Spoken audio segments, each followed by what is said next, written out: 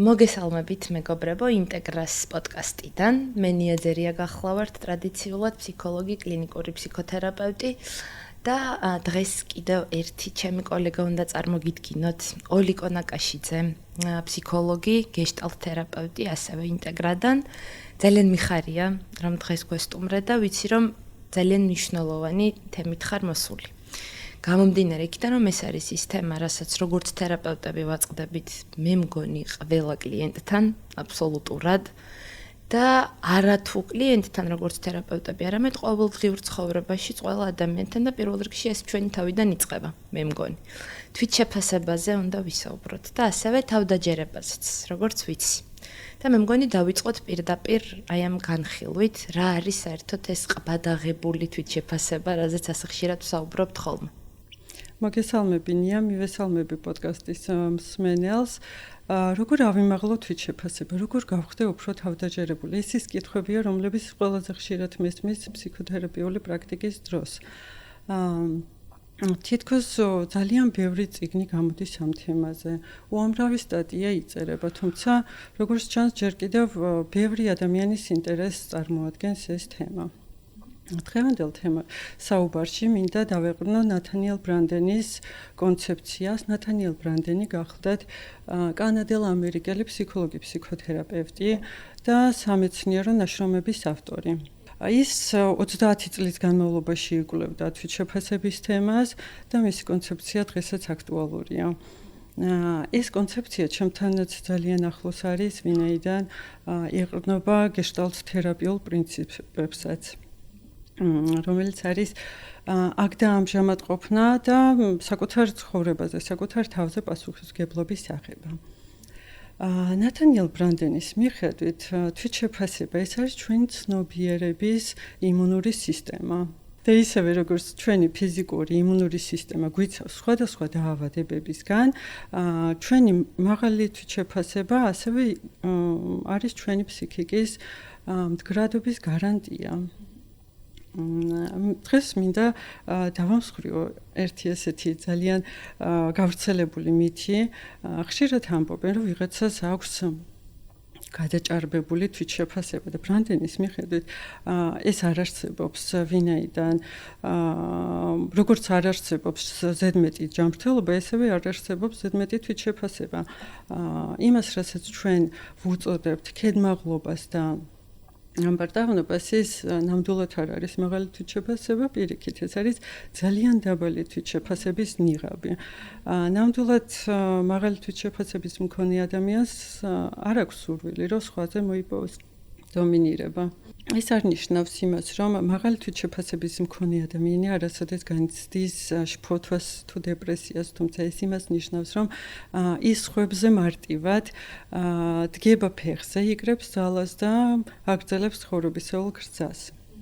ბრანდენის მიხედვით, თვითშეფასება შედგება ორი ძირითადი კომპონენტისგან. პირველი კომპონენტი ეს არის თვითეფექტურობა.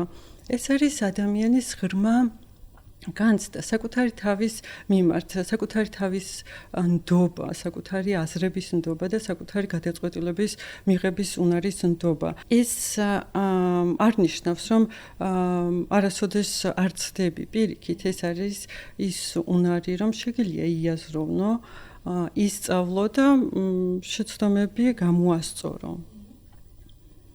მეორე კომპონენტი ეს არის თვითპატივისცემა.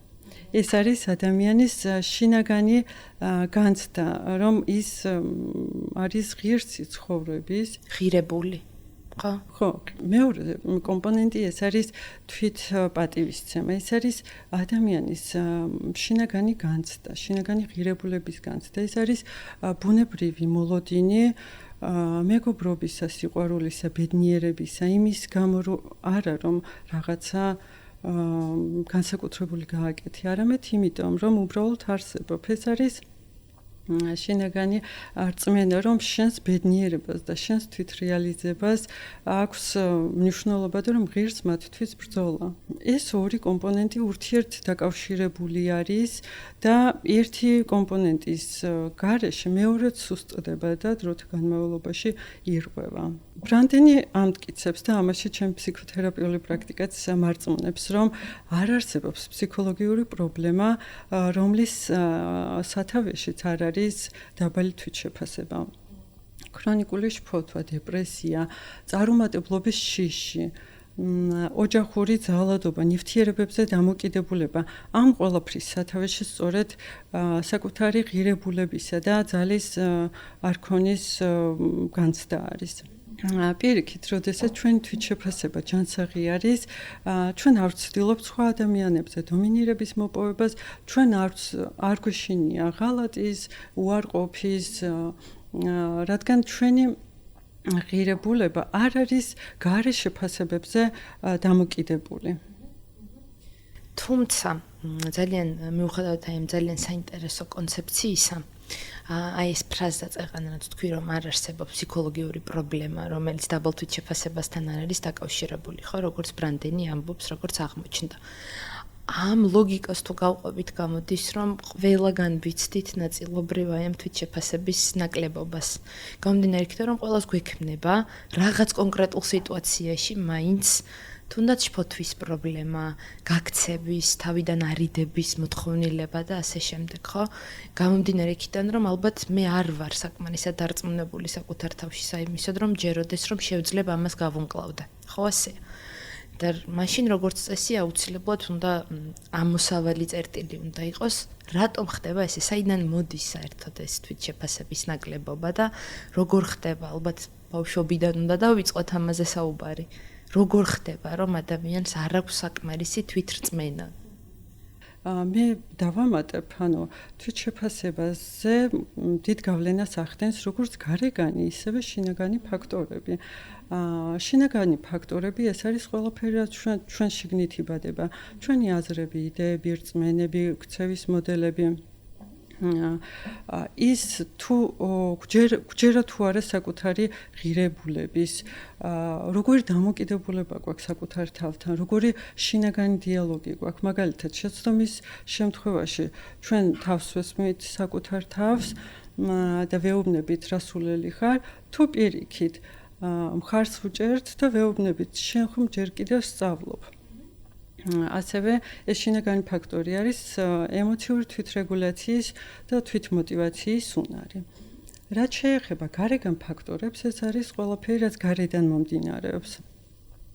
ყველა ვერბალური თუ არავერბალური სიგნალები, რომლებიც მოდის მშობლებისგან, მასწავლებლებისგან, თანატოლებისგან თუ ზოგადად კულტურისგან. ეს არის ის დამოკიდებულება თუ როგორი დამოკიდებულება აქვს მშობლებს ბავშვის მიმართ, არის უფრო მხარდამჭერი თუ უფრო მეტად აკრიტიკებენ ბავშვს, მაგალითად მასწავლებლების და თანატოლების შეფასება როგორია, მეგობრული თუ უფრო ბულინგის ხასიათს ატარებს და ასევე ზოგადად იმ კულტურაში, სადაც ვიზრდებით, ეს ნორმები არის მოქნილი თუ ძალიან ხისტი და ეს ყველაფერი მოქმედებს ადამიანის თვითშეფასებაზე, ოღონდ ფორმირების პროცესში. ჩვენს კულტურაზე რა სიტყვოდი? აი შენი პრაქტიკული გამოცდილებიდან გამომდინარე, აი ეს რომ კულტურა მოქმედებს და კულტურა როგორც წესი ყველაფერზე მოქმედებს აბსოლუტურად ადამიანის ფორმირების პროცესში. ჩემი აზრით, ჩემი სუბიექტური მოსაზრებით, ჩვენ კულტურულადაც საკმაოდ ისეთი მწვავე პრობლემები გვაქვს ამ მიმართულებით, თუნდაც აღზრდის სტილში, ბავშვების მიმართ დამოკიდებულებაში, გადამეტებული განსჯა, გაკიცხვა და ასე შემდეგ, არათუ ბავშვობაში აღმზრდელის როლიდან, არამედ ზრდასრულობაშიც ერთმანეთის მიმართ საკმაოდ ისეთი მკაცრი მიდგომები გვახასიათებს. ჩემი სუბიექტური მოსაზრება ეს. შენ როგორ ფიქრობ? ამასთან დაკავშირებით. როგორც ბრანდენი ამბობს, კულტურა ძალიან დიდ როლს თამაშობს თვითშეფასების ფორმირებაში. არ შემიძლია არ გავიხსენო ფილმი, რომელიც ძალიან კარგად ასახავს თვითშეფასებას და ზოგადად ოჯახის როლს ბავშვის თვითშეფასების ფორმირების დროს. ეს ფილმი არის მართლა საოცარი ფილმი, სახელწოდებით საოცრება, ალბათ გახსოვს ხო ეს ფილმი, ჯულია რობერტსი თამაშობს. ვფიქრობ, რომ ეს ფილმი ყველა მშობელმა უნდა ნახოს და აი აქ პირდაპირ არის ასახული თუ როგორ უჭერს ოჯახი მშობლები მხარს ამ ბავშვს, ვინც არიცით თავარ როლში ბავშვს აქვს ფიზიკური ნაკლოვანებები და 10 წლამდე ბავშვი არ გადის გარეთ სკოლაში. თუმცა ამავდროულად ოჯახი ძალიან დიდ მხარდაჭერას უცხადებს ბავშვს, უპირობოდ იღებს, უპირობო სიყვარულს უცხადებს და როცა ბავშვი უკვე რაღაც 10 წლის გახდება და ცდის გარეთ გასვლას, რა თქმა უნდა, მას შეხვდება ისეთი კრიტიკული დამოკიდებულება, თუმცა აი ძალიან მნიშვნელოვანია ოჯახის როლი ამ დროს. კი, გარემო არ იღებს ბავშვს ამ ნაკლოვანებებით, თუმცა ოჯახისა ესეთი უპირობო მიღება, უპირობო სიყვარული ბავშვი გამოაღვიძებს რაღაცა შინაგან სილამაზეს. იცი რა, ეს ფილმი, ჩემი აზრით, ძალიან კარგი აშკარა მაგალითია იმისა, რომ სინამდვილეში იგივე ფიზიკური ნაკლი ობიექტურად როგორც ასეთი არ არსებობს. არსებობს მე როგორ აღვიქვამ და ვხედავ ამას. მე რა დამოკიდებულება მაქვს ამის მიმართ. გულისხმობ რას იმას არა რომ ბუნებრივი არ არსებობს საერთოდ, მაგრამ მხედველობაში მაქვს ჩემი დამოკიდებულება ჩემი ნაკლის მიმართ. ეს ნაკლი ჩემთვის ხდება შემაფერხებელი ფაქტორით, კივილის გამომწვევის, ფოთვის მომტანი და რაღაც ამრიდებლური ქცევის საწინდარი, თუ პირიქით ჩემი ნაწილი, როგორც სხვა ყველა ჯანსაღი ნაწილი, რომელიც მაქვს და მე შემიძლია მასთან თანაცხოვრება ძალიან ბუნებრივად. ეს უკვე სუბიექტური ახქმა, ჩემი დამოკიდებულებაა და არის მიბმული ზუსტად იმაზე ის პირველი ყველაზე დიდი სამყარო, რომელიც მით უმეტეს ბავშვობის ასაკში არის ოჯახი, როგორ მიბრუნებს ამას, ისინი როგორ მხედავენ და მე რას ვიჯერებ მერე და მე რას ვიღებ, ხო ასეა? ნამდვილად ასე არის. ოჯახური გარემო პირდაპირ გავლენას ახდენს ბავშვის თვითშეფასების ფორმირებაზე. თუ ოჯახი არის მზრუნველი, თბილი ბავშვი, დიდი ალბათობით ისწავლის თავისი თვითშეფასების მხარდამჭერ მოქმედებებს, მაგრამ თუ ოჯახში არის ქაოსი, თუ ოჯახში არის არაპროგნოზირებადი ბრაზის აფეთქებები, ბავშვი სწავლობს, რომ სამყარო არ არის უსაფრთხო და ზუსტად ეს შიში და უმწეობის განცდა არის თვითშეფასების პირველი და ყველაზე დიდი მტერი. და რა შეიძლება რომ გაკეთდეს იმისთვის, რომ ეხლა ამდენი ამხელა პრაქტიკული გამოცდილების ხარჯზე, როცა ამდენ ადამიანთან გქონია შეხება, ყველას თავისი უნიკალური ინდივიდუალური პრობლემა აქვს, თუმცა ისევ თუ დავესესხებით აღნიშნულ ავტორს, ეს ყველა პრობლემა დაკავშირებულია მეტნაკლებად გარკვეულწილად დაბალ თვითშეფასებასთან, ხო ასეა? როგორ ფიქრობ, რა არის ის რაღაც მთავარი, რაც იქნებოდა, არ ვიცი, ალბათ პრევენციული, თუ შეიძლება ასე ვთქვათ. პრევენციას რაც შეუწყობდა ხელს უფრო მეტად რომ არ გაღრმავებულიყო ეს დაბალი თვითშეფასება, იმიტომ რომ ჩემი დაკვირვებით, როცა იწყება, თუნდაც აი როგორც ახსენე ოჯახში, ბრაზის უეცარი აფეთქებები, არათანმიმდევრული მიდგომა, ხან კარგი ხარ, ხან ცუდი ხარ და ასე შემდეგ. და მერე ეს რაღაცნაირად გენერალიზებული ხდება. მერე თანატოლებთან პრობლემაა, იქ დაწყებული უკვე ინტერპერსონალურ ურთიერთობებში გამიჭერდა და მოზარდებთან, ჩემს თანატოლებთან ვეღარ ვამყარებ კავშირს. მერე ზრდასრული გავხდი, მაგრამ ეს პრობლემები კიდევ უფრო გადიდდა და უკვე აღარ შემიძლია ზრდასრულთან ჯანსაღი კომუნიკაციის გაბმა, ასე ვთქვათ. და ეს ყველაფერი მე მგონი ის რაღაც მანკიერი წრია იწყება დაბალი თვითშეფასებით და მე რაღაცები ხდება და მე ის კიდევ უფრო მეტად ადაბლებს ამ თვითშეფასებას. ხო ასეა? და უფრო მეტად ღრმავდება. პრევენციისთვის არსებობს რაიმე საშუალება? პრევენციისთვის ერთადერთი საშუალება ჩემი აზრით არის ის, რომ მშობლებმა დაიწყონ საკუთარი თავით და ბრანდენის თქმით, თუ მშობლებს აქვთ მაღალი თვითშეფასება, ძალიან დიდი ალბათობით მათ შულსაც ექნება მაღალი თვითშეფასება და ზოგადად ძალიან მოქმედებს გარემოში თუ მაღალი თვითშეფასება აქვს მაგალითად მოსწავლეებსაც შესაბამისად მაღალი თვითშეფასება ექნებათ, იმიტომ რომ ასე ხო ბავშვი ხედავენ პიროვნებას და არა რაღაცა პატარა ახსაზრდელ არსებას და როცა პიროვნებასავით ეპყრობიან თუნდაც როცა სთხოვენ დახმარებას კი არა ეუბნებიან რომ მოდი დამეხმარა არა პირიქით სთხოვენ და ეუბნებიან რომ გთხოვ დამეხმარა თუ შეგიძლია ანუ ხედავენ მასში პიროვნებას ზუსტად ეს არის საწინდარი იმისა რომ ზოგადად როგორც ბავშვი ასევე უკვე ზრდასრულ ასაკშიც ადამიანს ექნება მაღალი თვითშეფასება თვითშეფასებასა და თავდაჯერებას შორის რამდენად არსებობს ზღვარი და რამდენად რითი განსხვავდება ეს ორი ერთმანეთისგან იმიტომ რომ ხანდახან არის ხოლმე სინონიმებად გამოყენებული ეს ორი სიტყვა მაგრამ მე მგონი რომ არ არის მთლად ერთი და იგივე ნამდვილად არ არის თვითშეფასება როგორც თქვით ეს არის კომპეტენციის განცდა რომ შემიძლია გავუმკლავდე ცხოვრების სირთულეებს და რომ ვარ ბედნიერების ღირსზე ხოლო თავდაჯერებულობა ეს არის აი ამ გრძნობის აი ამ განცდების უფრო გარეგანი გამოვლინება თუმცა უფრო მეტად არის სიტუაციური რასაც გულისხმობ ეს არის მაგალითად დაბალი თვითშეფასების მქონე ადამიანს შეიძლება ჰქონდეს გარკვეულ სიტუაციაში მაღალი თავდაჯერებულობა აი მაგალითად სპორტსმენს შეიძლება სპორტულ მოედანზე ძალიან მაღალი თავდაჯერებულობა ჰქონდეს კარგად შეასრულოს მასზე დაკისრებული მოვალეობა, მაგრამ ამავდროულად სოციალურ სამყაროში, მაგალითად ურთიერთობების დამყარების დროს იყოს ნაკლებად თავდაჯერებული. ეს ორი ცნება არის ურთიერთდაკავშირებული და ზოგადად მაღალი თვითშეფასების მქონე ადამიანს უფრო სწრაფად შეუძლია გახდეს თავდაჯერებული და თუმცა შეგვიძლია ვიმუშაო თავდაჯერებულობის ზრდაზე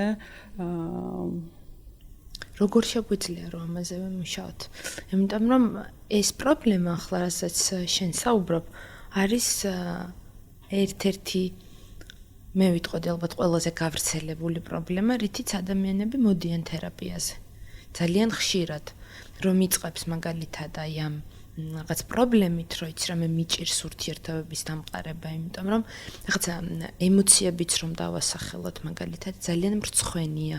ამას ამბობს ძალიან ხშირად, როცა განსაკუთრებით წავედარი ხოლმე გამოხატული და მაგაზეც მინდა რომ ვისაუბროთ, ის ნიშნები რა არის, რითიც ვლინდება დაბალი თვითშეფასება როგორც ასეთი. აი ამბობს რომ ძალიან მრცხვენია, თვალებში ვერ ვუყურებ, როგორც კი რაღაც დამელაპარაკებიან, შფოთვა მიპყრობს და მინდა რომ დავტოვო ის სიტუაცია, წავიდე იქიდან, თავი ავარიდო და მერე ვითარდება ეს რომ სულ სახლში ვარ, სულ ჩაკეტილი ამ ჩემს ნაჭუჭში, რომ ეს გარეთ არ გავიდეს. სინამდვილეში ეს არის იმის შიში და შფოთვა ხშირ შემთხვევაში, რომ ვიყო დანახული ალბათ, იმიტომ რომ აი რა მოხდება, როცა ეკითხები თუ დაგინახავენ რა მოხდება, აი მანდ მოდის მერე, რომ დაინახავენ როგორი ცუდი ვარ, როგორი საშინელი ვარ, როგორ არაფერი არ გამომდის, არ შემიძლია და ასე შემდეგ. რეალურად ხო ამისგან ასე ვიცავ თავს, არა? და რა თერაპიულად როგორ ხდება ამის დამუშავება, მაგრამ პირველ რიგში მაინტერესებს როგორ ვამჩნევთ, ნიშნები რა არის. აი ამ დაბალი თვითშეფასების და ასევე იმ ძალიან საინტერესო ფენომენის, რაც არის ეგრეთ წოდებული მაღალი თვითშეფასება, რომელიც ვიცით, რომ სინამდვილეში არის ძალიან დაბალი თვითშეფასება. დაბალი თვითშეფასება ძირითადად ვლინდება იმაში, რომ ადამიანი არის მოცული ფშიშში და მუდმივად ცხოვრობს უსაფრთხოებისკენ სწრაფვით. მისთვის არ არის მნიშვნელოვანი რაღაცა კრეატიული იდეები განახორციელოს პირიქით ის რჩება პასიური საკუთარ ძალებში არ აქვს თავდაჯერებულობა ამიტომ არიდებს თავს უფრო ხშირად სოციალურ შეკრებებს ეს არის რაღაცა მუდმივი უკავშირის ციკლი, ასე რომ ვთქვათ, მაგალითად, მე თუ არ ვენდობი ჩემს გონებას, ჩემს განსჯის უნარს, რა თქმა უნდა, ნაკლებად ვმოქმედებ. როდესაც ნაკლებად ვმოქმედებ, ნაკლები წარმატების მიღწევა შემიძლია. ანუ ისე ვადასტურებ აი ამ ჩემს უმწეობას, რომ აი არაფერი არ გამომდის, არ შემიძლია.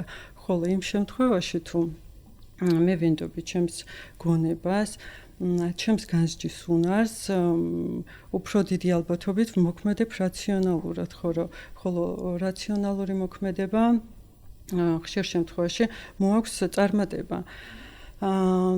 შესაბამისად აი აქაც მყარდება აი ეს განცდა, რომ თუ მე რაციონალურად ვიმოქმედებ, მივიღებ წარმატებას, მივახტევ წარმატებას და მყარდება ჩემი აი ეს რაღაცა თავდაჯერებულობა, რომ მე შემიძლია გავუმკლავდე სხვადასხვა ცხოვრებისეულ სიტუაციას. და მაღალი თვითშეფასების შემთხვევაში დავამატებ დაბალი თვითშეფასების შემთხვევაში კიდევ რა ნიშნები ჩნდება. ანუ იმდენად ცდილობენ არაცნობიერად შეიძლება აირჩიონ პარტნიორები, რომლებიც ხელმიუწვდომელები არიან ან დაუჯახებული პარტნიორები. ეს იმას ადასტურებს კიდევ ერთხელ, რომ ის არ არის სიყვარულის ღირსი, რომ მისი ბედი ზოგადად უარყოფაა. სამსახურშიც კი ვლინდება დაბალი თვითშეფასება, მაგალითად თუ თანამშრომელს დააწინაურებენ, მას თავი გონია თაღლითი, იმიტომ რომ თავის ძალებში არ აქვს თავდაჯერება. ამიტომ იწყებს საბოტაჟს, იწყებს რაღაცა პატარა შეცდომების დაშვებას, აგვიანებს შეხვედრაზე, უფროსის შენიშვნებს უგულებელყოფს და ბოლოს როდესაც დაითხოვენ მას სამსახურიდან, ამართლებს თავის აი ამ მდგომარეობას და ამბობს, ხო ვიცოდი, რომ ეს ასე იქნება.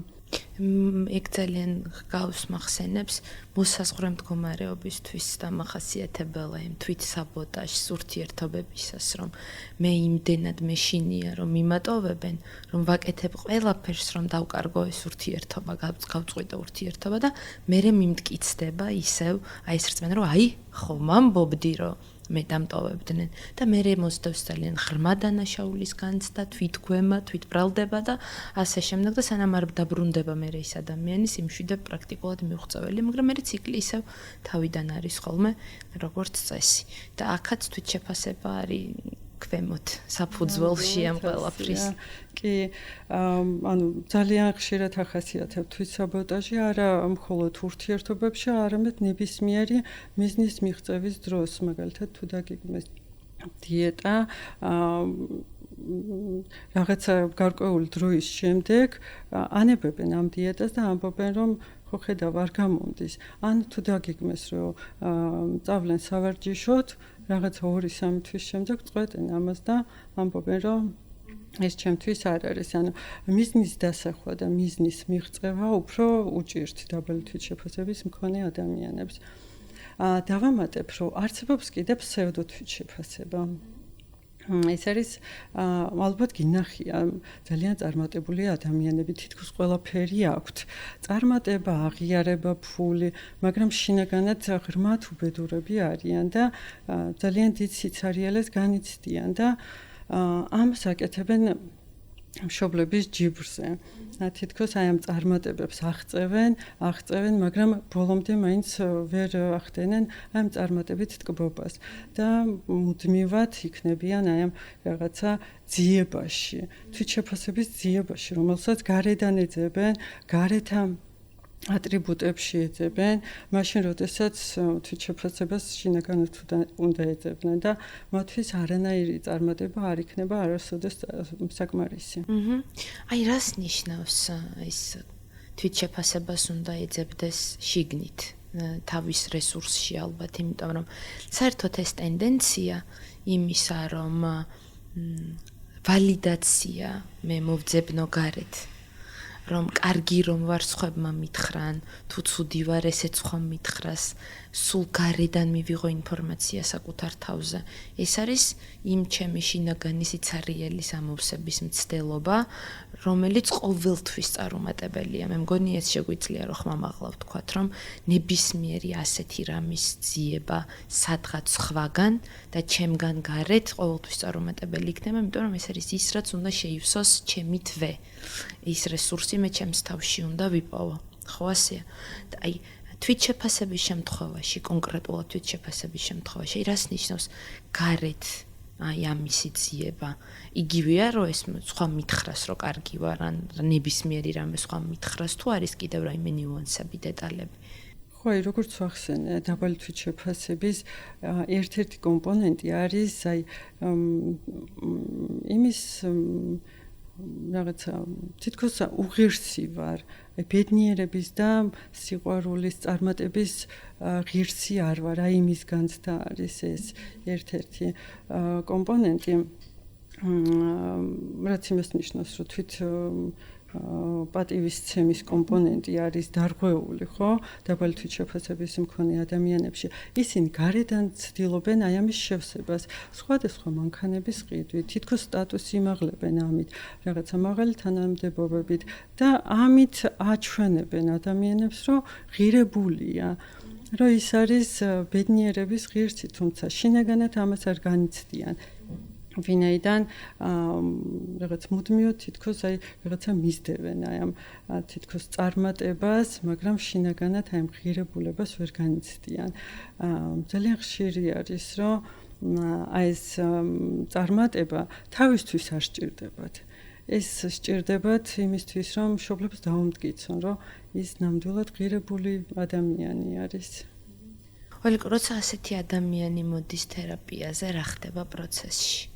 რა აწუხებს ასეთ ადამიანს, რომელიც რეალურად აღწევს წარმატებას მხოლოდ იმისთვის, რომ მშობლებს დაუმტკიცოს, რომ მან თიცი როგორი მე ხლა რაღაცნაირად სევდა მეუფლება მე პირადად განცდისეულად, იმიტომ რომ იცი როგორ წარმომიდგენია ეხლა ასე ხედავ, რომ აი ახლა მაინც იქნებ დამინახოთ, რომ აქ ვარ, ან რომ კარგი ვარ, რომ რაღაც მეც შემიძლია, იმიტომ რომ ამას ხშირად ხვდებით. გადაჭარბებული მოთხოვნილება წარმატების და სხვათა შორის მე მგონი თანამედროვე სამყაროსთვის განსაკუთრებით დამახასიათებელია, იმიტომ რომ ეს წარმატების თვითონ ფენომენიც ძალიან გაიზარდა და ძალიან გაზარდა მოთხოვნები ჩვენ მიმართ. ეს კონკურენციაც გაზრდილია და ეს სხვა რომ ძალიან წარმატებულია და ვაიმე მეც ზუსტად ისეთივე წარმატებული უნდა ვიყო, ოღონდ მინდა თუ არ მინდა ეს სადღაც მიკუჭული და დავიწყებული შეკითხვა, სინამდვილეში რა მინდა. მთავარია რომ ვიყო წარმატებული. თუმცა ალბათ რომ მკითხო ვერ განვმარტავ. დეფინიციას ვერ მივცემ, რას ნიშნავს მაინც ეს წარმატება. მაგრამ თუ მოხდა რაღაცა სასწაული და ასეთი ადამიანი მოხდა თერაპიაზე, რომელიც მშობლებისთვის აკეთებს თუნდაც იგივე ამ ყველაფერს, რა ხდება ამ პროცესში, რა აწუხებს მას და მე როგორ ხდება მასთან მუშაობა? ძალიან ხშირად ხვდებიან ეგეთი ადამიანები თერაპიაზე, დაახლოებით ესე შუახნის, აი 35-დან 40 წლამდე ასაკის ადამიანები არიან ხშირად ესეთები. თითქოს ყველაფერი მაქვს თერაპიაზე ამბობს, რომ თითქოს ყველაფერი მაქვს, უნდა ვიყო ბედნიერი, მაგრამ აი თავს ბედნიერად ვერ გრძნობ და თითქოს ეძებს მე რა უკვე თერაპიის პროცესში, რომ სად არის ჩემი ბედნიერება. რისთვის ვაშენე ამხელა წარმატება, რისთვის მჭირდება ეს ყველაფერი, თუ შინაგანად ამ ბედნიერებას ვერ განვიცდი. და ესეთი ადამიანები საკმაოდ ხშირი არის ფსიქოთერაპიაში. ეგ არის კრიზისი უკვე. ზუსტად აქ ელენე გვყავდა სტუმრად და ელენესთან ერთად ვისაუბრეთ კრიზისებზე. და ეს უკვე იდენტობის კრიზისი მსგავსება რეალურად რომ ვინ ვარ მე და რაც აქამდე მიკეთებია საერთოდ რისთვის ვაკეთე საზრისი დაიკარგა მე ხლა ეს სიტყვა მომდის თავში რომ უსაზრისობაში ჩავარდი აღმოჩნდი რომ თურმე რისთვის იყო ეს ყველაფერი ამაზე პასუხი არ მაქვს და რა საინტერესოა რომ ეს ყველაფერი მოდის თვით შეფასებიდან და დავამატებ იმას, რომ აი რო ვეკითხები ასეთ ადამიანებს, რომ აი როგორი ბავშვობა ქონდა, ძალიან ხშირად რაციონალიზაციას უკეთებენ, ანუ თითქოს ხსნიან, რომ კი, შეიძლება რაღაცა იდეალური ბავშვობა არ მქონდა, მაგრამ ჩემ მშობლებს სხვა არჩევანი არ ქონდათ. ანუ იმდენად არ განიცდიან ამ რაღაცა დანაკლის, თუნდაც სიყვარულის, თუნდაც ყურადღების, ანუ შინაგანად კი განიცდიან, უბრალოდ რაციონალიზაციას უკეთებენ და ამით თავს იცავენ. აი ამ თავს და კიდევ მე მგონი მშობლებსაც იცავენ ჩვენგან. ეს ძალიან ისეთი სევდიანი აღმოსაჩენია, როგორ გამალებით და თავგამეტებით იცავს საკუთარ მშობლებს თერაპევტისგან, იმიტომ რომ თუ თერაპევტისგან არ დაიცავს, ეს ხო არაცნობიერად განცდისეულად შფოთვა იპყრობს შიში იმისა, რომ მოუწევს თავად აღიაროს პირველ რიგში, რომ ის რაღაც დანაკლისი აქვს ბავშვობიდან, რომელიც მოდის და დღემდე აქტუალურია. მიუხედავად იმისა, რომ შეიძლება ზრდასრულობაში მთები გადადგა და ზრდასრულის როლში მართლა ძალიან წარმატებული და ეფექტური და სარგებლიანი და ასე შემდეგ არის. მაგრამ ის ბავშვი, რომელსაც რაღაც დანაკლისი ჰქონდა დედისგან, მამისგან, მუდმივად რო არსებობს და ცოცხლობს მასში. და ზუსტად კრიზისულ სიტუაციებში გამოდის ხოლმე წინა პლანზე და სინამდვილეში ის მოქმედებს და არაზრდასრული, რომელიც ისეთივე წარმატებული და კარგია. ნამდვილად ესე არის და როცა ვეუბნები, რომ აი გაიხსენე ბავშვობა, ან თქვათ რაღაცა ისეთი ბავშვური მომენტი, სადაც თქვათ თავს ან უმწეოდ გრძნობდი. ვერასოდეს ვერ იხსენებენ ესეთი ადამიანები. არა, არ არსებობს ჩემს ისტორიაში ეგეთი რამ. ძალიან ხშირად მისმის, მაგრამ აი ესეთი რაღაცა ეგეც ალბათ რაციონალიზაცია და თავდაცვის მექანიზმი ერთვება ამ დროს. არ და ის ბავშვი, რომელსაც თქვათ რაღაცა სავარჯიშოების მეშვეობით, ხო, ვეხებით, ხო? აი ყოველთვის არის რაღაცა შინაგანი ეს ემოციური მომენტი. როცა ის სავარჯიშის დროს შინაგან ბავშვს ეხება კლიენტი. თუმცა ხო ამავდროულად ამბობს, რომ არა ბავშვობაში ყველაფერი ისე იყო. ხო, რა თქმა უნდა, მაგრამ ეს რასაც აი მაგალითად ფსიქოსინთეზში არ ქვია მას პირველ ყოფილი ჭრილობა შეიძლება დავარქვათ, რომელიც იმ ბავშვს აქვს სინამდვილეში. და ეს ისეთი რადიკალური მდგომარეობები ადამიანის და თან საოცარია, რომ ეს ერთ ადამიანში ხდება და ერთ ადამიანში ცხოვრობს. იგივე ძალიან თავდაჯერებული, ძალიან შემდგარი, ძალიან წარმატებული ზრდასრული და ძალიან ღრმა და მტკივნეული ჭრილობის მქონე ძალიან პატარა ბავშვიც, რომელსაც აქვს ზუსტად აი თერაპიაში რაც გამოდის ხოლმე წეღან რაც თქვი ის განცდები, სევდის, შიშის, ტკივილის და ასე შემდეგ. თუმცა ისიც უნდა აღვნიშნოთ ალბათ რამდენად დიდი გამბედაობა საჭირო და გამბედაობას რომ იჩენენ რა ბედნიერება, რომ თერაპიაში იწყებენ ამაზე მუშაობას, რეფლექსიას წარსულზე და ესე ნელ-ნელა მოყვებიან იმას, რომ ის ჭრილობა გამთელდეს, რაც ბავშვობაში იყო და რამაც აი გამოიწვია თვითშეფასების იმგვარობა, რომელიც აქვთ. ნამდვილად გეთანხმები, ეს ძალიან დიდი გამბედაობა არის, რადგან ზოგადად დაბალი თვითშეფასების მქონე ადამიანებს უჭირთ საკუთარ სისუსტეებზე საუბარი, უფრო მეტად იცავენ თითქოს არ უნდათ დანახვა ამ სისუსტეების და სწორედ შფოთვაც აქედან ჩნდება, რომ აი თითქოს უმალავ ჩემ რაღაცა ნაწილებს მიუღებელ ნაწილებს, რომელსაც საკუთარ თავსაც კი არ ვუტყდები, რომ აქვს რაღაცა სისუსტეები. მაშინ, როდესაც მაღალი თვითშეფასების მქონე ადამიანი არ უშინდება თავის სისუსტეებს, აცნობიერებს და თუ ეს სისუსტეები მისთვის რაღაცა პრობლემატურია, იწყებს მათი შეცვლით. იცი რა, აი ხლა მალავსო თავის სისუსტეებსო, რომ თქვი. ესეთი მიმართულებით წავიდა ჩემი აზროვნება და მაფარემ გკითხავ აქვე. რამდენად არის შესაძლებელი, რომ ეს თვითშეფასება გარკვეულ სპეციფიკურ კომპონენტებზე იყოს მიბმული და გეტყვი, რასაც გულისხმობ. აი მალავს თავის სისუსტეებზე უცბად გამახსენდა წარმომიდგა ესე მოზარდი, რომელიც ბიოლოგიური, ფიზიოლოგიური, ფსიქოლოგიური ძვრებიდან გამომდინარე ძალიან უხერხულად გრძნობს თავს საკუთარ სხეულთან. იქ არ არის ჯერ სხეული ფორმირებული, ჩამოყალიბებული არ არის, ყველაფერი იცვლება შინაგანად, გარეგნულად და ასე შემდეგ. ეს უხერხულობა, ფრუსტრაცია და როგორც წესი მერე გამოიხატება დიდი მიუღებლობით და უკმაყოფილებით საკუთარი სხეულის მიმართ და ძალიან თვალშისაცემია ხოლმე მოზარდების შემთხვევაში განსაკუთრებით.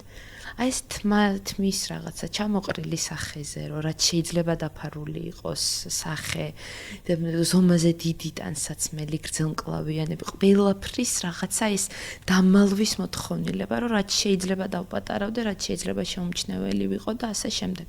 სავარაუდოდ ესენი არიან ის მოზარდები, რომლებსაც თვითშეფასებასთან აქვთ გარკვეული ისეთი მტკივნეული პრობლემები. არის შესაძლებელი, რომ ეხლა მე როგორც ვფიქრობ, ეს რამდენად არის ასე, რომ მაგალითად იყოს რაღაც მის ცხოვრებაში, რაც თავდაჯერებულად თვლის თავს და იცის, რომ შეუძლია გამოსდის, მაგრამ აი ეს კომპონენტი მაგალითად სხეულის იყოს მისთვის მტკივნეული და იქ ძალიან მოწყვლადი იყოს.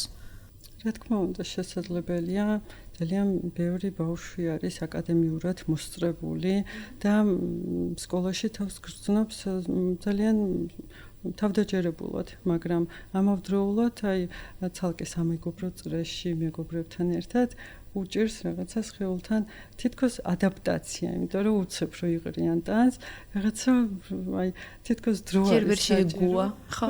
მიეჩვიან იმ თავის სხეულს. და ამ ნაწილში, რა თქმა უნდა, ძალიან მნიშვნელოვანია ოჯახის მხარდაჭერა და რა თქმა უნდა, დედის მხარდაჭერა ყველაზე ძალიან.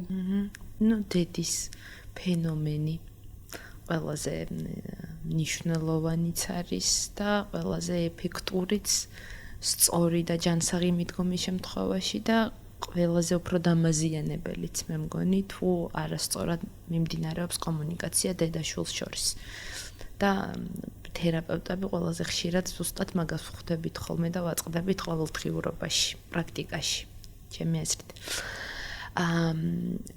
მე იმ საკითხს ვუტრიალებ კიდე და ის მაინტერესებს, რომ კარგად ბოლომდე და უფრო სიღრმისეულად გავიაროთ გადაჭარბებული თვითშეფასების შემთხვევაში.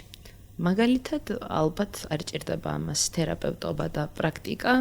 ყოველდღიურ ცხოვრებაში ნარცისებს, ვისაც ვეძახით, ხშირად ვხვდებით და ესენი სხვათა შორის საკმაოდ ისეთი ყურადსაღები ადამიანები არიან, იმიტომ რომ მათ ეს არ არის ის ამპარტავნობა, მაგალითად, ან სიამაყე, რასაც ჩვენ გულისხმობთ ხოლმე, როცა ამ სიტყვებს ვიყენებთ. ესენი არიან ის ადამიანები, რომლებიც არ გაგითვალისწინებენ არასდროს არ მიიღებენ მხედველობაში შენს პერსპექტივას, ემპათია აკლიათ თანაგანცდა მათთვის, არც თუ ისე მარტივად მოდის და ასე შემდეგ. და ამ ყველაფერს საფუძვლად უდევს ის, რომ მე მახსოვს, როცა ვსწავლობდით თავის დროზე სახელმძღვანელოებში რიგში ჩადგომას არ იკადრებს, იმიტომ რომ მას არ ეკადრება, რომ რიგში ჩადგეს და ასე შემდეგ, ხო? და ეს ადამიანები ასე პოზიციონირებენ, რომ მე ვარ საუკეთესო და რას ვქვია ახლა, რომ ჩემზე წინ ვინ უნდა წავიდეს. ამის პარალელურად ვიცით, რომ პირიქით ეს არის ჰიპერკომპენსაცია ძალიან პათოლოგიურად დაბალი თვითშეფასებისა, ხო? და ასე ცდილობს დაირწმუნოს თავისი თავი. ესეთი ადამიანები როგორები არიან თერაპიულ პროცესში და მათ რა აწუხებთ? ძალიან იშვიათად ვხვდები ეგეთ ადამიანებს სამწუხაროდ თერაპიულ პროცესში, იმიტომ რომ მათ მიაჩნიათ, რომ არიან ისედაც კარგად და ძალიან იშვიათად თუ ნახავ მათ თერაპიულ პროცესში. მე ვფიქრობ, რომ მათ იმდენად აშენებული აქვთ ეს რაღაცა გალავანი გარშემო, ხო, საკუთარი თავის გარშემო, რომ ძალიან რთული იქნება მათთან მუშაობაც ალბათ. მე ჯერჯერობით არ მქონია პრაქტიკაში მსგავსი შემთხვევა, შენ ხომ არ მქონია? არ მქონია სამუშაო, როგორც ასეთი, რომ დარჩენილიყო თერაპიაში, მქონია გადაკვეთა. ოღონდ მეტნაკლებად, ძირითადად ესენი იყვნენ ბრალდებულები და მსჯავრდებულები და ზოგადად ციხის პოპულაციაში ნარცისული პიროვნული აშლილობა, ერთ-ერთი ყველაზე გავრცელებული პიროვნული აშლილობა და შესაბამისად მქონია ასეთებთან გადაკვეთა, თუმცა როგორც შენ აღნიშნე, მე რეალურად მაგიტომ დავსვია შეკითხვა, რომ თუ არის ესე რამდენად არიან ჩართულები ამ პროცესში, იმიტომ რომ მე პირადად მისაუბრია მათთან, მაგრამ ის რომ დაენახათ საჭიროება, რომ ჩართულიყვნენ თერაპიულ პროცესში, ესეთი არ მქონია. ნამდვილად არც. იმიტომ რომ ეს დაყენება, რომ რატომღაცთან ესე ღირს ხოლმე რომ ვერავინ ვერაფერს ვერ მასწავლის და ახლა შენ რა უნდა მასწავლო, რატომღაც რატო გონიათ რომ უნდა ისწავლონ რაიმე, მაგრამ ნუ არის ასეთი წარმოდგენა. თუმცა მათი ასეთი თვითშეფასება თერაპიულ პროცესს რომ გავუცდეთ გარშემოყოფებისთვისაც საკმაოდ ისეთი დამაზიანებელიც არის და მტკივნეულიც, იმიტომ რომ არ არის ურთიერთობა ადვილი ასეთ ადამიანებთან, რომლებიც არ გითვალისწინებენ და შენს პერსპექტივას არასდროს არ აღიარებენ თავიანთი ბრჭყალებში მაღალი თვითშეფასებიდან გამომდინარე. და ძალიან სამწუხარო არის ის, რომ ყველაზე ხშირად ეგეთ ადამიანებს ხვდებით მაღალ პოზიციებზე და სამწუხაროდ ძალიან აზიანებენ თავიანთ თანამშრომლებს. კი. და შემდგომ ინახავს ესეთი თანამშრომლები ფსიქოთერაპიულ პროცესში. ხო, ეგ რა საინტერესოა, რომ მათგან დაზიანებულები უფრო მეტად მოდიან თერაპიაზე, ვიდრე თავად ისინი. თუმცა კარგი იქნება და ისინიც რომ მოსულიყვნენ ნამდვილად. თუ აღიარებენ რაღაცა საჭიროებას. ალბათ გაუჭირდებათ. ხო? ხო, რაღაცა თითქოს მალავენ აი შინაგან ტკივილს. თითქოს არც რჩებიან საკუთარ თავთან, რომ საკუთარ თავთან მაინც აღიარონ, რომ რაღაცა შეიძლება დახმარება სჭირდებოდეთ. რაღაცა ესეთი განცდემა აქვს. ხო, ეს არის ის ფსევდო მაღალი თვითშეფასება ზუსტად რაც ხელს უშლის, რომ აღიაროს, რომ რაიმე პრობლემა აქვს, იმიტომ რომ მათ როგორც ასე არასდროს არაფერი არ უჭერთ და მათ ყველაფერი შეუძლიათ. ეს არის ზუსტად ყველაზე მთავარი სირთულე. ხო? თუმცა შეგვიძლია ხო რაღაცა გარედან თითქოს ვიფიქროთ, რომ ნამდვილად მაღალი თვითშეფასება აქვს, იმიტომ რომ დადის ძალიან გამართულად არის ისეთი ყველა პარამეტრს შეესაბამება მაღალი თვითშეფასების მქონე ადამიანის პარამეტრებს. არის რაღაცა ისეთი კეთილი, გარეთ ოღონდ აუცილებლად, გარეთ არის ძალიან გულუხვი, თითქოს მხარდამჭერი, მაგრამ ოჯახში არის ძალიან განსხვავებული ამავდროულად. და ამიტომ აი გარეთ ყველას შეიძლება მქონდეთ ეგეთი განცდა, რომ ეს ადამიანი არის მაღალი თვითშეფასების მქონე, მაგრამ ნუ ეს ყოველთვის ასე არ არის. ოლგა, იცი რა მეინტერესებს? ეს დაბალი თვითშეფასება ემოციებთან ბმაში როგორ ვლინდება და გეტყვი რას გულისხმობ? ახლა რომ ვლაპარაკობდი, ოჯახში სხვანაირები არიანო, უცბად არ ვიცი რატო ესე წარმომიდგა, მაგალითად ოჯახში მოძალადე, რომელსაც აქვს პირდაპირ ემოციების რეგულაციის პრობლემა და საკუთარ ბრასს ვერ აკონტროლებს როგორც წესი, ხო? ასეთი ადამიანი. და ამ ადამიანებთან ზუსტად ერთ-ერთი ყველაზე წამყვანი არის დაბალი თვითშეფასება, მაგალითად მე რომ ვერ წარმომიდგენია რატომ უნდა გაჩერდეს ვინმე ჩემთან საკუთარი ნებასურველით, იმიტომ რომ მე არ ვარ საკმარისად კარგი იმისთვის რომ ვინმეს ვუყვარდე, მაგრამ თან ძალიან მეშინია რომ მარტო არ დავრჩე. ამიტომ მაგალითად მუშტს მუშტს დავაბრახუნებ მაგიდაზე და შეგაშინებ, მაშინ შენ აუცილებლად დარჩები ჩემთან. აქ მაგალითად ნამდვილად არის დაბალი თვითშეფასების პრობლემა და პირდაპირ აისახება ამ ემოციებთან, ესე არის დაკავშირებული. ბრაზით, აგრესიით, მე უკვე და ასე შემდეგ, ხო? ზოგადად ეს ემოციებთან კავშირი როგორია თვითშეფასების? ძალიან დიდი კავშირი აქვს, რადგან ასეთ ადამიანებს უჭირთ ემოციური თვითრეგულაცია, მით უმეტეს ბრაზის კონტროლი და ძალიან ხშირ შემთხვევაში მათ აქვთ აი სირცხვილის უდიდესი განცდა და ხშირად აი ეს რაღაცა ძალადობის ელემენტი არის შეფარული, რომ ხალხი რა სიტყვის, როგორ შემარცხვინე და აი ზუსტად აი ამ სირცხვილის უკან იმალება და სირცხვილთან გამკლავება კიდე არის უფრო რთული ვიდრე ზოგადად ბრასთან. სირცხვილიც არის რაღაცა ფუნდამენტური შინაგანი უღირსობის და რაღაცა შინაგანი უღირსობის განცდა. ნაკლული მდგომარეობაა თითქოს. ნამდვილად. და ძალიან მტკივნეულია სატანად და გასამკლავებლად, სამწუხაროდ. ეხლა რაც ვისაუბრეთ თვითშეფასებაზე, თავდაჯერებაზე და ამდენ პრობლემაზე, რასაც ეს თვითშეფასება გვიქმნის. რა შეგვიძლია გავაკეთოთ იმისთვის, რომ რაღაცნაირად ვუშველოთ საკუთარ თავსაც, სხვებსაც და ასე შემდეგ. თუ არის შესაძლებელი პირველ რიგში ეს განსაზღვროთ, რომ ამაღლდეს თვითშეფასება, იმიტომ რომ ჩვენ დღეს ბევრი ვისაუბრეთ იმასთან დაკავშირებით, როგორი ღრმა ბავშვობიდან შეიძლება მოდიოდეს და რამდენი რამე ახდენს ერთდროულად გავლენას აი ამ დაბალი თვითშეფასების ფორმირებას. და რა შეიძლება გაკეთდეს თუ არსებობს რაიმე კონკრეტული გზები იმისთვის, რომ ამაღლდეს თვითშეფასება. ხო, როგორც თქვი, თუ ბავშვობაში არ ჩაეყარა საფუძველი ამ თვითშეფასებას, უკვე ზრდასრულ ასაკში მოუწევს ადამიანს ამაზე მუშაობა და საბედნიეროდ არის 6 ძირითადი საყრდენი, რომელზეც შეგვიძლია დავაშენოთ ჩვენ თვითშეფასება. ბრანდენის თქმით, პირველი საყრდენი ეს არის გაცნობიერებული ცხოვრების პრაქტიკა, ეს არის თვითშეფასების ქვაკუთხედი. სწორედ ამაზე შენდება ჩვენი თვითშეფასება.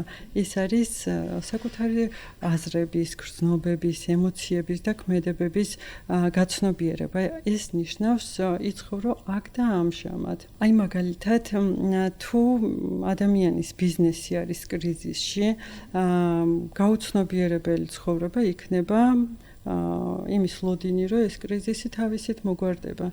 თუმცა თუ ადამიანი გააცნობიერებს აი ამ კრიზისს და საკუთარ თავს კითხავს, რა შემიძლია გავაკეთო, როგორ შემიძლია აი ამ მდგომარეობიდან გამოსვლა, სწორედ ეს იქნება გაცნობიერებული ცხოვრება და ბრანდენი გვთავაზობს სავარჯიშოს, რომელიც კიდევ უფრო გაამყარებს ამ უნარს.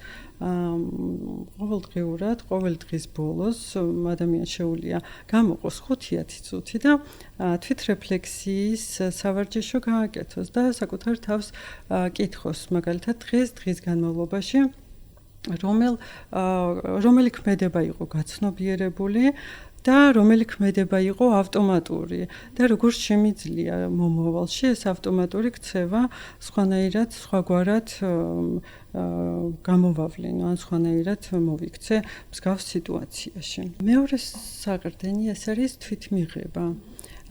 ეს ნიშნავს, რომ საკუთარ თავთან მტრობაზე უარს ამბობ. და მაგალითად აცნობიერებს შენს ღირებულებას, როგორც პიროვნების ღირებულებას, აცნობიერებს შენს ფიქრებს, გრძნობებს, ქცევებს და იმის მიუხედავად მოგწონს თუ არა, ისინი უბრალოდ იღებ. ეს იმას არ ნიშნავს, რომ მეთანხმები, თუმცა როცა მიიღებ, შეგიძლია უკვე დაგეგმო და თუ რაღაცა არ მოგწონს, შეცვალო.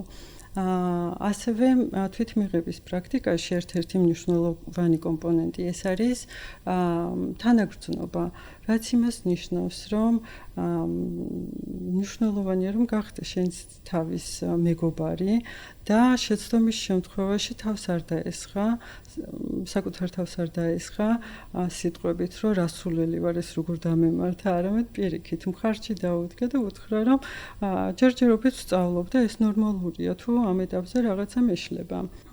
მაგალითად, სამსახურში თუ რაღაცა შეგვიშალა, იმის ნაცვლად რომ ვუთხრათ, რასულელი ვარ, როგორ შემეშალა, შეგიძლიათ ვუთხრათ, რომ კი ბატონო, აღიაროთ, რომ რაღაცა შეცდომა დაუშვით და ეცადოთ აი ამ შეცდომისგან ისწავლოთ და დაგეგმოთ შეცდომის გამოსწორება. როგორ შეგვიძლია გავაუმჯობესოთ ეს უნარი, ბრანდენი გვთავაზობს, რომ საკუთარ თავს უთხრათ, რაც არ უნდა იყოს ჩემი ნაკლოვანებები, მე ვიღებ საკუთარ თავს სრულად და უპირობოდ. აი ეს ის მესიჯია, რაც ბავშვობიდან უნდა მიიღო, მაგრამ ვერ მიიღო და შეუძლია ადამიანს თავად ივარჯიშოს აი ამ ნაკლოვანებების მიღებაში. რადგან როგორც თქვი, როცა გავაცნობიერებ ჩვენს ნაკლოვანებებს, უკვე გვიჩნდება არჩევანი. შევცვალოთ თუ შევეგუოთ, რომ იგეთები ვართ. ანუ ის რაც თავის დროზე უნდა მიიღო მშობლებისგან, ახლა შეუძლია რომ თვითონ საკუთარი თავისგან მიიღოს. ხოსილად უბრალოდ ეს უფრო რთული მისაღწევი იქნება, თუმცა ხო, შეგვიძლია აი სავარჯიშოთი მივიღოთ ის რაღაცა შინაგანი ღირებულების განცდა, რომ რაც არ უნდა იყოს ჩემი ნაკლოვანება, მე მაინც ღირსეული ვარ, რომ ვიცხოვრო, ვიყო ბედნიერების და წარმატების მიმღები, ასე რომ ვთქვათ. შემდეგი საყრდენი ეს არის თვითპასუხისმგებლობა. ეს იმას ნიშნავს, რომ მნიშვნელოვანია ავიღოთ საკუთარ თავზე, საკუთარ ცხოვრებაზე პასუხისმგებლობა. არავინ არ მოვა და არავინ არ გადაგვარჩენს. ყველა ჩვენ თვითონ ვართ პასუხისმგებელი, ჩვენი სურვილების შესრულებაზე, ჩვენი დროის დაგეგმვაზე, ჩვენს პირად ბედნიერებაზე და ზოგადად ჩვენს თვითშეფასების ამაღლებაზე. მაგალითად, თუ ადამიანი განიცდის რაღაცა უბედური არის ოჯახში და ქორწინებაში და ის ამ ყველაფერს აბრალებს თავის პარტნიორს, ის რა თქმა უნდა ნიშნავს, რომ ის საკუთარ თავზე არ იღებს პასუხისმგებლობას და პასუხისმგებლობის აღება ნიშნავს, რომ საკუთარ თავს კითხო, რა შემიძლია, მე რა როლი მაქვს აი ამ სიტუაციაში და რა შემიძლია შევცვალო, რომ აღარ ვიყო უბედური, რის გაკეთება შემიძლია. ბრანდენი გვთავაზობს ასეთ სავარჯიშოს, რომ ამ კითხვაზე გავცეთ პასუხი. მე რომ სრული პასუხისმგებლობა ავიღოთ ჩემს ბედნიერებაზე, რას შევცვლიდი და ზოგადად როგორ ვიმოქმედებდი. შემდეგი საყრდენი ეს არის ასერტიულობის საყრდენი. ეს ნიშნავს, რომ ჩვენ საკუთარ საჭიროებებს, საკუთარ მოთხოვნილებებს პატივს ვცემთ და მათ შესაბამისი ფორმით გამოვხატავთ. ეს არის უარი ნიღბის ტარებაზე და ეს არის დიდი გამბედაობა ვიყოთ ის, ვინც ვართ. მაგალითად სამსახურში თუ შეხვედრაზე ხო ხშირად ხდება ხოლმე ერთი კოლეგა მეორე კოლეგის აზრს და ან იდეას წარადგენს და თუ ასეთ შემთხვევაში ხმას არ ამოიღებს ის კოლეგა ვისი იდეაც წარადგინეს და არ გამოიყენებს ასერტიულ ქცევას, ის საბოლოოდ თავს იგრძნობს გაუფასურებულად. თუმცა ასერტიული ქცევა ასეთ დროს დაეხმარება მას დაიბრუნოს იდეის ავტორობა და სამსახურში რაღაცა თავისი ღირსება შეინარჩუნოს. მაგალითად, მას შეუძლია შეხვედრის დროს თქვას, რომ ძალიან მიხარია, რომ ჩემი იდეა წარადგინე, ან რა კარგია, რომ ჩემი მოსაზრება მოგეწონათ და ეს არის პატივისცემით აგრესიის გარეშე საკუთარი ღირსების დაბრუნება. პოზიციის დაფიქსირება. ხო, პოზიციის დაფიქსირება და იმისთვის, რომ ეს უნარი განვავითაროთ, ძალიან მნიშვნელოვანია დავიწყოთ სულ მცირედით. მაგალითად, ვთქვათ არა, როცა რაღაცის გაკეთება არ გვინდა. ასევე შეგვიძლია ჩვენი იდეები წარვადგინოთ უსაფრთხო გარემოში, მაგალითად, იმ შემთხვევაში თუ ჩვენი იდეა არ არის პოპულარული, მნიშვნელოვანია, რომ რაღაცა მეგობრების წრეში წარვადგინოთ და აი ამის არ შეგვეშინდეს. შემდეგი საყრდენი ეს არის მიზანმიმართული ცხოვრების პრაქტიკა. წარმოგიდგენია ცხოვრება უმიზნოდ? ხო, რო წარმოედგინო, რას გავს ცხოვრება უმიზნოდ, ეს არის რაღაცა შემთხვევითობა სანდო შენი ცხოვრების ბედი, ხო?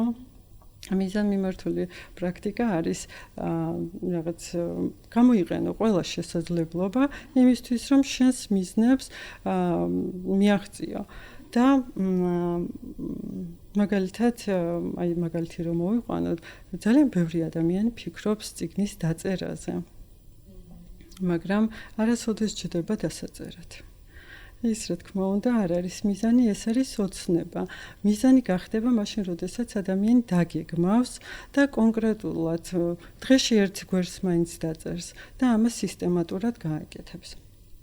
და როგორ განვავითაროთ ეს უნარი, ბრანდენი გვთავაზობს, რომ დავსახოთ მოკლევადიანი და გრძელვადიანი მიზნები, დავგეგმოთ კონკრეტული ნაბიჯები და რეგულარულად შევასრულოთ ეს ნაბიჯები და შევამოწმოთ ჩვენი პროგრესი.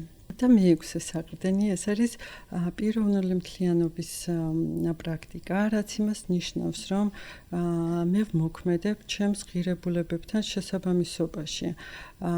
მაგალითად, თუ ბავშვს ასწავლით პატიოსნებას და ამავდროულად მეგობარს ან მეზობელს ატყუებთ, ქვეცნობიერად ფსიქიკა იმახსოვრებს, რომ ეს არის შეუსაბამო და სწორედ აი აქედან გამომდინარე ინგრევა თვითშეფასება ქვეცნობიერად. Როგორც შეგვიძლია გავაუმჯობესოთ ეს უნარი, ბრანდენის თქმით, შეგვიძლია გამოვიყენოთ თვითრეფლექსიის სავარჯიშო, ყოველ დღის ბოლოს საკუთარ თავს ვკითხოთ, რომელი ქმედება იყო დღეს ჩემი ღირებულებების შეუსაბამო და როგორ შემიძლია მომავალში გავხადოთ ჩემი ქმედებები უფრო შესაბამისი ჩემს ღირებულებებთან. ეს 6 საყრდენი არის ფუნდამენტი ჩვენი თვითშეფასების და ბრანდენი გვთავაზობს, რომ დავიწყოთ ეს სავარჯიშოები ეტაპობრივად. მნიშვნელოვანია, რომ ჯერ დავისახოთ ერთი სავარჯიშოს შესრულება, სულ მცირე 5%-იანი გაუმჯობესებას კი უკვე დიდ შედეგს აძლევს ადამიანს. ამიტომ ბრანდენი გვთავაზობს, რომ 6-ვეზე ერთდროულად არ დავიწყოთ მუშაობა, იმიტომ რომ ეს არის რთული, დიდი ტვირთი არის და შეიძლება რაღაცა ეტაპზე უარიც კი ვთქვათ. ამ პრაქტიკებზე. ამიტომ თუ დავიწყებთ თანმიმდევრულად ჯერ ერთი სვეტის გაუმჯობესებაზე მუშაობას, შემდეგ მეორეზე, უფრო მარტივი არის და უფრო ხარისხიანი ფუნდამენტი იქნება ჩვენი თვითშეფასებისთვის. ოლიკო, ესე იგი უღრმესი მადლობა ძალიან მნიშვნელოვანი და ძალიან საინტერესო ინფორმაციის გაზიარებისთვის. მადლობა რომ გვეწვიე და წარმატებებს გისურვებთ. და იმედია რომ კიდე გვეწოვი. დიდი მადლობა ნია მოწვევისთვის. დროებით.